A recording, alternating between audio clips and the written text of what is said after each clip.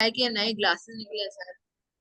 वो सर वो AI glasses sir मैं सोचा था खरीद के पेपर में चलाया हूँ।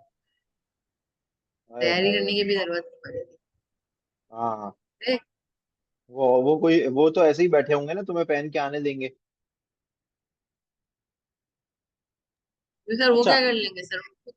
क्या तो सर पता बहरहाल हम चलेगा? बात क्या कर रहे थे, हम बात ही कर रहे थे कि जिस तरह से हम अपनी फिजिकल करेंसी को सिक्योर करने के लिए, सेफ करने के लिए अरेंजमेंट्स करते हैं ना, इसी तरह से डिजिटल करेंसी को भी सेफ और सिक्योर करने के लिए अरेंजमेंट्स की जरूरत है।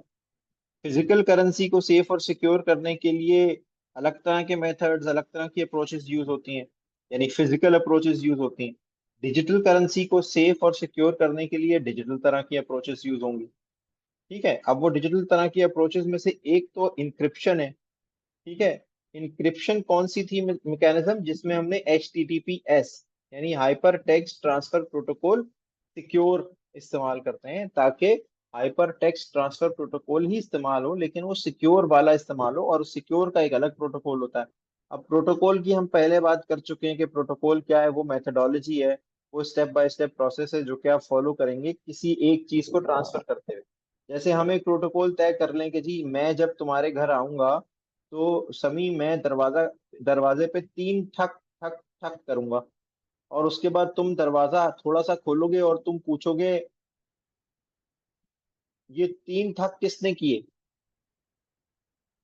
और मैं तुमसे कीवर्ड इस ये की सकूंगा, ये 3 ठक मेरे अलावा किसी ने नहीं किए। अगर मैं इसका जवाब ये ना दूं तो इसका मतलब है कि पासवर्ड या वो जो है डिक्रिप्ट नहीं होगा, यानी दरवाजा तुम नहीं खोलना मेरे लिए। बात समझ रहे हो मेरी? तो इसी तरह से हम जब पेमेंट डिटेल्स एक जगह से दूसरी जगह रिले करते हैं, यानी एक जगह से दूसरी जगह भेजते हैं HTTPS के थ्रू, तो एक स्पेसिफिक प्रोटोकॉल यानी कुछ स्पेसिफिक मेथड्स जो हैं वो अप्लाई होते हैं, और अ, जो पेमेंट डिटेल्स हैं वो फिर सेफ और सिक्योर रहती हैं। ठीक है।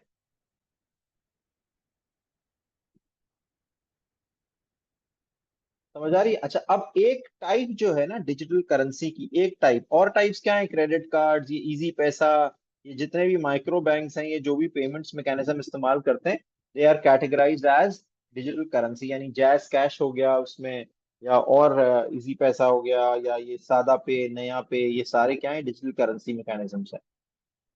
अच्छा, इसमें एक और टाइप जो इवॉल्व हुई है वो है बिटकॉइन। ठीक है, और बिटकॉइन क्या है? बिटकॉइन है क्रिप्टो करेंसी। हम बिटकॉइन को तो जानते हैं, यानी बिटकॉइन का हमने नाम सुना है, लेकिन बिटकॉइन असल में है क्या? क्रिप्टो करेंसी है।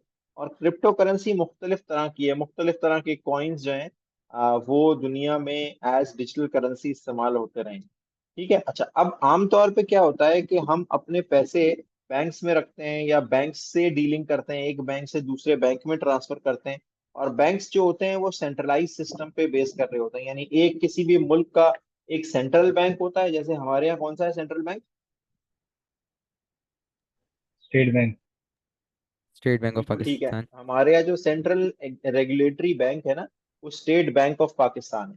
ठीक है। अच्छा, इसका मतलब ये है कि एक अथॉरिटी है जो कि किसी भी तरह के पेमेंट मैकेनिज्म को रेगुलेट करती है और मैनेज करती है, कि पेमेंट कितनी की जा सकती है, कौन किसको कितनी पेमेंट कर सकता है, कितने पैसे हो सकते हैं, इससे ज्यादा होंगे तो क्या चीज करनी है, इससे कम होंगे तो क्या कुछ करना है, एक ATM से इस्तेमाल किया जाएगा तो उसकी फीस क्या रखनी है। अगर ये रेगुलेशन नहीं होगी तो एक वन लिंक वाला कहेगा मैं तो अपने ATM से पैसे निकालने के 50 रुपए लूंगा फीस, Mnet वाला ATM कहेगा मैं अपने ATM से पैसे निकालने के 100 रुपए लूंगा, वो कहेगा मैं अपने ATM से स्लिप निकालने की 200 रुपए फीस लूंगा। ठीक है। तो ये रेगुलेटरी मैकेनिज्म क्या इंश्योर करता है? रेगुलेटरी मैकेनिज्म ट्रांसपेरेंसी और कंसिस्टेंसी इंश्योर करता है। ठीक है, ये एक चीज ये हो गई। तो बैंक अथॉरिटी होता है, क्रिप्टो करेंसी एक सेंट्रलाइज सिस्टम है। क्रिप्टो करेंसी जो है it is a decentralise system. इसका मतलब ये है कि यहाँ पे कोई सेंट्रल बैंक नहीं है, लेकिन सेंट्रल बैंक के अलावा क्या है जो कि मैनेज कर रहा है फिर?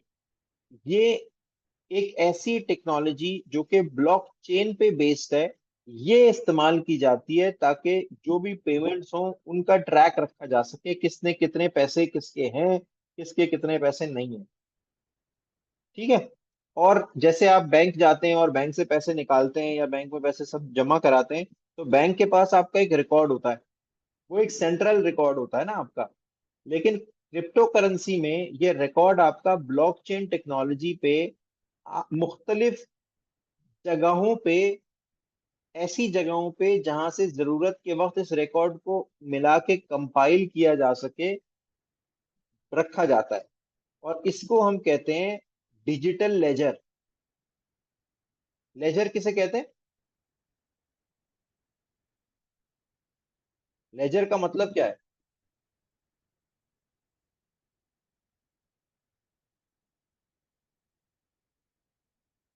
पता नहीं। लेजर का मतलब होता है एक ऐसी बुक, वैसे तो एक बुक को कहते हैं जो कि फाइनेंशियल अकाउंट्स की इंफॉर्मेशन को सेव करके रखे। ठीक है। एक ऐसी बुक जो कि फाइनेंशियल इंफॉर्मेशन के रिकॉर्ड्स को सेव रखे।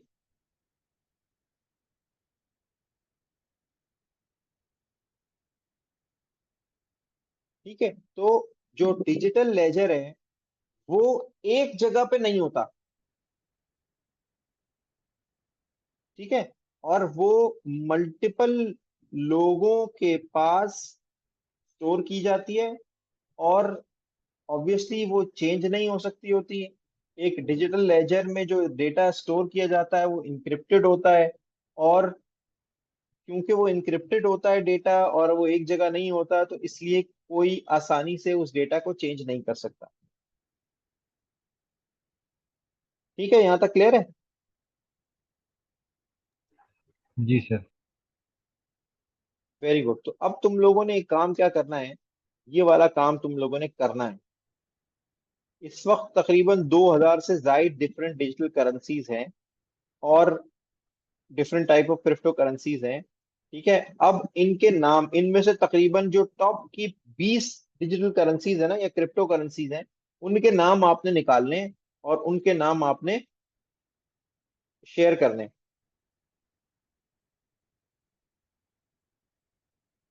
ठीक है। ये हमारा डिजिटल करेंसी का टॉपिक पूरा हो गया। क्या? ये डिजिटल डिजिटल करेंसी का टॉपिक कंप्लीट हो गया। हाँ, बस इंट्रोडक्शन ही है, इसमें कोई ऐसा नहीं है कि हम ब्लॉकचेन टेक्नोलॉजी भी पढ़ लेंगे। हम हमें पढ़ना है तो हम पढ़ सकते हैं वैसे, लेकिन ये कि वो जो हमारा कोर्स है उसका पार्ट नहीं है। वैसे फॉर इंफॉर्मेशन पूछ रहा हूँ कि इनकी वैल्यू कैसे क्रिएट होती है। देखो, तुमने एक जवाब दिया था सबसे पहले, इनकी वैल्यू कैसे क्रिएट होती है। इनकी वैल्यू डिमांड और सप्लाई से क्रिएट होती है। एक डिजिटल करेंसी जिसकी वैल्यू बढ़ जाती है, उसकी वैल्यू इसलिए बढ़ती है क्योंकि उसकी डिमांड बहुत ज्यादा हो जाती है, तो उसकी वैल्यू बढ़ते बढ़ते बढ़ते बढ़ते आगे चली जाती है। ठीक है। और फिर जब डिमांड कम होती है तो उसकी वैल्यू कम हो जाती है। डॉलर की बट डिमांड ये हमारे मुल्क में, डॉलर की डिमांड बढ़ती है तो डॉलर के पैसे कम होते हैं या गिर जाते हैं, डॉलर की वैल्यू बढ़ती है, बढ़ यूनिट जाती है ना। बढ़ता है। वैल्यू बढ़ती है। तो ये देखो, मेथड तो सप्लाई एंड डिमांड का यही है। जो किसी भी चीज की वैल्यू है ना, वो सप्लाई एंड डिमांड पे डिपेंड करती है। चाहे वो फिजिकल करेंसी हो, चाहे वो डिजिटल करेंसी हो, चाहे वो क्रिप्टो करेंसी हो। बट ठीक है। अब डिजिटल करेंसी सप्लाई कहाँ से होती है? डिजिटल करेंसी जो है ना, वो भी, उसके भी कॉइन्स जो है वो क्रिएट किए जाते हैं, और वो डिजिटल करेंसी के कॉइन्स मार्केट में लाए जाते हैं किसी बेसिस पे। ठीक है। और वो बेसिस क्या है?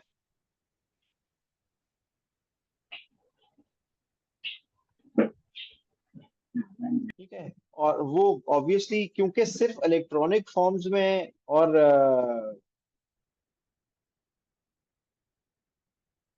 उसकी कुछ वैल्यू है जो कि क्रिएट की जाती है, और अभी बताता हूँ मैं।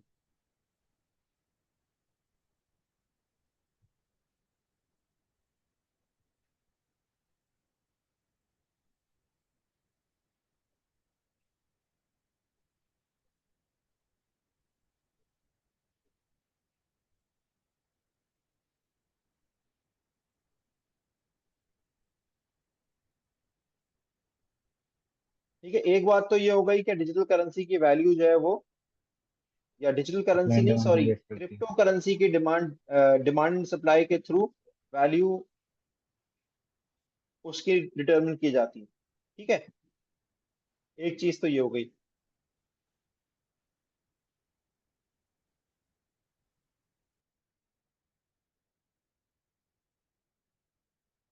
और ये क्रिएट की जाती है डिजिटल माइनिंग के थ्रू। ठीक है, और डिजिटल माइनिंग के थ्रू बहुत सारे ऐसे प्रॉब्लम्स जो कि सॉल्व किए जाते हैं और उनके थ्रू कॉइन्स जनरेट किए जाते हैं। ठीक है, अब ये एक ऐसा मेथड है जो कि जरा सा कॉम्प्लिकेटेड है। इस पे हम और डिस्कशन कर सकते हैं कि जी किस तरह से ये सवाल बड़ा वैलिड है तुम्हारा कि ये आती कहाँ से, यानी कि ये तो जो फिजिकल करेंसी है वो तो सोना सोना है ना, उसके लिए तो एक मेजर, तो डिजिटल करेंसी के लिए क्या मेजर है। ठीक है, और उसके लिए माइनिंग है। ठीक है, जो प्रॉब्लम्स हैं उनको, मैथमेटिकल प्रॉब्लम्स को रिजॉल्व करके सॉल्व करके जो कॉइन्स जनरेट होते हैं, वो टर्म है जो कि हम इस पूरे प्रोसेस के लिए इस्तेमाल करते हैं, माइनिंग।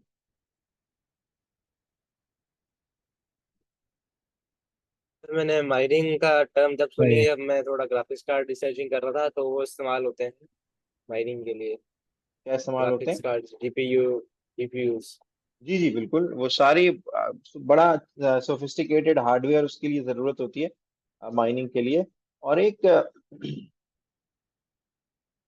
जिस तरह से एक ये है ना स्टेट बैंक, उसी तरह से एक डिजिटल टोकन्स जनरेट करने के लिए एक डिजिटल करेंसी बैंक भी हो सकता है।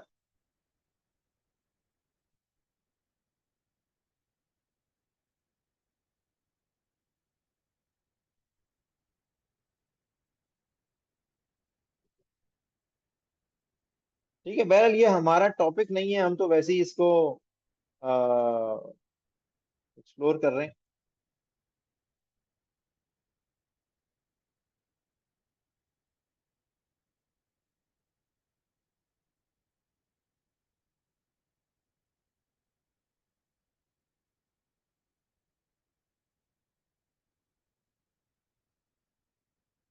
ठीक है, आगे चले। ये जी। बड़ा इंटरेस्टिंग टॉपिक है डिजिटल करेंसी, और डिजिटल करेंसी से भी ज्यादा ना ये जो ब्लॉकचेन है ये बड़ा इंपॉर्टेंट टॉपिक है, क्योंकि इस ब्लॉकचेन की बड़ी इम्प्लीमेंटेशंस हैं। ब्लॉकचेन किस तरह से हेल्थ केयर में इस्तेमाल होता है, ब्लॉकचेन किस तरह से फाइनेंशियल डेटा को सिक्योर करने में इस्तेमाल होता है, ब्लॉकचेन किस तरह से किसी भी चीज में इस्तेमाल होता है, ई कॉमर्स में किस तरह से इस्तेमाल होता है। ये सारी ब्लॉकचेन की एप्लीकेशंस है। Basically digital currency, crypto currency जो है वो it is an application of the blockchain technology. ठीक है, अब आते हैं साइबर सिक्योरिटी पे। अब साइबर सिक्योरिटी क्या चीज है? Online security. भाई बात ये है, जहाँ जो नहीं पैसे होती, होंगे, जो नहीं होती, क्यों नहीं होती भाई, होती तो है। इतने लोग काम कर रहे हैं कम होती। सिक्योरिटी पे, इतने बैंक्स हैं जो कि ऑनलाइन बैंकिंग के ऑप्शंस प्रोवाइड कर रहे हैं अपने कस्टमर्स को। तो वो उनका डेटा सिक्योरिटी, तो कोई ना कोई तो सिक्योरिटी है ना उनके पास, किसी ना किसी तरह से तो उन्होंने सिक्योर किया हुआ है। हाँ, बाज दफा ऐसा भी होता है, जैसे आपके घर में भी बाज दफा कोई चीज गायब हो जाती है, कोई चोरी हो जाती है, आप कहीं बाजार में जा रहे होते हैं, आपकी जेब से कोई पैसे निकाल के, वॉलेट निकाल के ले जाता है, कोई गन पॉइंट पे चीजें छीन लेता है, तो चोरी तो कहीं पे भी हो सकती है। लेकिन सिक्योरिटी नहीं होना ये तो नहीं कह सकते ना हम कि सिक्योरिटी जो नहीं होती, सिक्योरिटी तो होती है, लेकिन किस तरह की वो सिक्योरिटी है। Obviously the quality of security will determine how able you are to tackle any kind of attack. अच्छा, फिजिकल वर्ल्ड में फिजिकल तरह के अटैक होते हैं, साइबर वर्ल्ड में साइबर तरह के अटैक होते हैं। ठीक है, तो साइबर सिक्योरिटी क्या है कि जब आप अपने किसी भी डेटा को, चाहे वो फाइनेंशियल डेटा हो, चाहे वो मॉनेटरी पैसों का कोई डेटा हो, या कोई भी डेटा जो कि आप सेफ सिक्योर रखना चाहते हो, प्राइवेट रखना चाहते हो, उसको कोई आके छेड़छाड़ करने की कोशिश करे या उसको चुराने की कोशिश करे और चुरा के आपको नुकसान पहुंचाने की कोशिश करे, तो इस पूरे सिनेरियो में जब आप उसको बचाने की कोशिश करते हैं तो जो जो भी आप स्टेप्स लेते हैं, they come under this cyber security. ठीक है, जब भी कोई थ्रेट आता है तो आप साइबर सिक्योरिटी को इनहांस करने की कोशिश करते हैं। ऐसा ही है ना, जब घर से बाहर जाते हैं तो घर में ताला लगा के जाते हैं। ठीक है, तो इसी तरह से जब सिस्टम में आप कोई ऐसी चीज करते हैं उसको आने मतलब वो, तो उसमें आप साइबर सिक्योरिटी को बढ़ाने की कोशिश करते हैं। ठीक है, तो मुख्तलिफ तरह के साइबर सिक्योरिटी जैसे ब्रूट फोर्स अटैक है, उसके अलावा डेटा इंटरसेप्शन में denial of service denial of service है, और डिस्ट्रीब्यूटेड डिनाइल ऑफ सर्विस है। ठीक है, ये मुख्तलिफ तरह के अटैक्स हैं जो कि किए जाते हैं, और फिर इनकी देखो, सिक्योरिटी करने के लिए किस तरह के अटैक्स होते हैं ये समझना जरूरी है। कि अगर कोई यूजर या अगर कोई हैकर जिसको कहा जाता है या क्रैकर, वो आपके सिस्टम पे हमला करेगा तो आपको ये पता होना चाहिए कहाँ से हमला कर सकता है, कौन सा गेट खुला हुआ है मेरा, तो आप उस गेट को सिक्योर करने की कोशिश करते हैं। ठीक है, लेकिन उसके अलावा भी बहुत सारी तरह के अटैक्स होते हैं, जिसमें हमने अभी बात की distributed denial of service attack है, हैकिंग एक चीज है, मेलवेयर के थ्रू आपके सिस्टम को नुकसान पहुंचाने की कोशिश की जा सकती है, फार्मिंग के थ्रू, फिशिंग के थ्रू आपको नुकसान पहुंचाने की कोशिश की जा सकती है। तो ये अभी सिर्फ हमने इसका इंट्रोडक्शन लिया है, इसको हम कैसे बचा सकते हैं अपने सिस्टम को, क्या क्या चीजें हैं जो कि हमारे लिए काम की हैं। जैसे अभी ये बीच में एक फायर वॉल सी बनी हुई थी, कोई कुछ कह रहा है?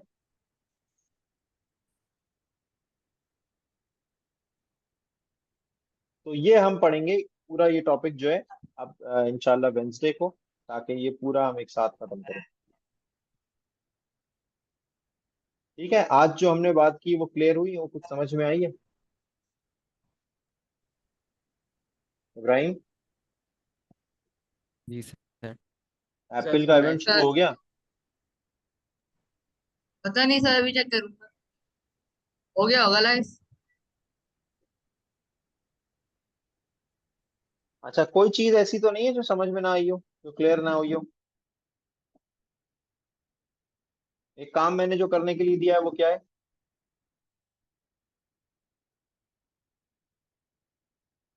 टॉप 10 चेक डिजिटल करने कौन कौन सी करेंसीज हैं। वेरी गुड, करेंसीज हैं। करेंसीज का वो, और मुझे बताने हैं, सबने बताने, सबने जी। पांच पांच नाम तो बताने ही हैं। सही है। डिजिटल ठीक है, करेंसी के ना सर? और अगर रिपीट हुए नाम तो फिर नहीं नहीं माना जाएगा वो।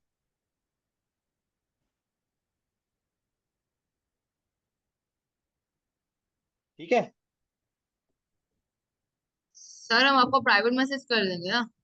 तो ये सर स्टूडेंट पहले मैम, अगर सब साथ में बताएंगे तो सबसे पहले मैं बताऊंगा, सबसे आखिर में बताऊंगा। नहीं वो तो फिर मैं डिसाइड करूंगा ना कौन बताएगा। या ये अच्छी सजेशन है इब्राहिम की कि मैसेज कर देना, प्राइवेट मैसेज कर देना।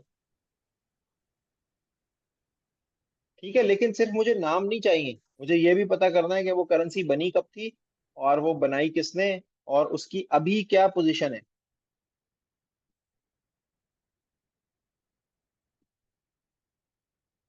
ठीक है,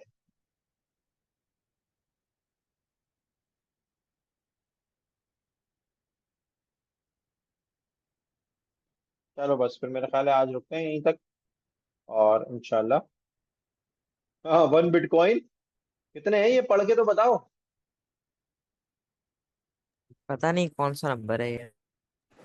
1.5 करोड़। 1,56,75,635 रुपए। कोई 15-20 बिटकॉइन अगर मिल जाए इब्राहिम। सर वो 15-20 बिटकॉइन सर करने के लिए सर आपको शायद पूरी जिंदगी दे देनी पड़ेगी, मेरा बस तो ख्याल माइनिंग है कि करते हुए फिर भी सर। नहीं होंगे, मेरा तो ख्याल है फिर भी नहीं होंगे।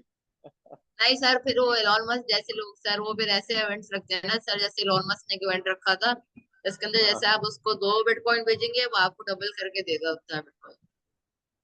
अच्छा, तो भी जितने भी आप बिटकॉइन देंगे वो उसको डबल करके देगा, पूरा पूरा तो पहले प्रॉपर दो इवेंट था। कहाँ से आएंगे, दो दो कहाँ से आएंगे? अब जैसे सर कोई पूरी जिंदगी माइनिंग करते हुए आया होगा सर, बस सर जैसे ही पैदा हुआ था वैसे ही माइनिंग शुरू कर दी होगी सर, हम्म। गए होंगे देवगढ़। चलो ठीक है,